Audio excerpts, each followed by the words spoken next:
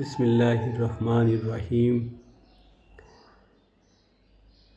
আজ জুমাবার শুক্রবার 19 ডিসেম্বর 2025, চৌঠা পৌষ 1432 বঙ্গাব্দ এবং 27শে জমাদিউসানি 1447 হিজরি।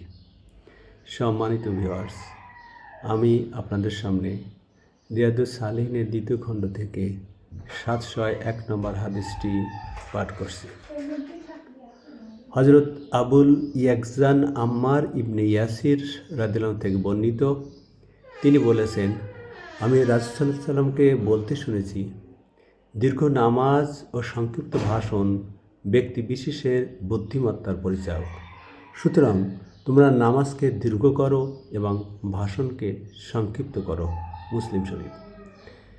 সম্মানিত ভিউয়ার্স, এখানে ব্যক্তিগত নামাজকে দীর্ঘ করার কথা বলা হয়েছে এবং ভাষণ অর্থাৎ যেখানে জনগণ সম্পৃক্ত সেই ভাষণকে সংক্ষিপ্ত করার কথা বলা হয়েছে এবং বলা হয়েছে এটি ব্যক্তি বিশেষের বুদ্ধিমত্তার পরিচায়ক।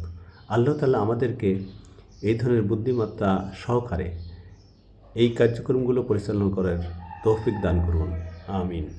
চ্যানেলটিতে সাবস্ক্রাইব করুন প্লিজ। Thank you. আসসালামু আলাইকুম রহমতুল্লাহি ওয়া বারাকাতুহু। সম্মানিত ভিউয়ার্স, আজ বুধবার 24শে ডিসেম্বর 2025, 9 পৌষ 1432 বঙ্গাব্দ এবং 3রা রজব 1447 হিজরি। আমি আপনাদের সামনে রিয়াদুস সালিহিনের দ্বিতীয় খণ্ড থেকে 725 নম্বর হাদিসটি পাঠ করছি।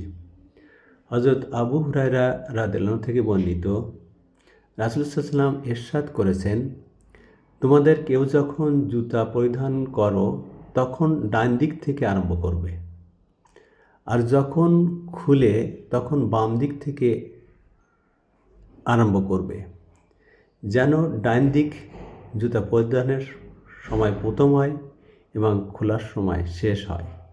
বুখারী, মুসলিম শরীফ। মহান আল্লাহ পাক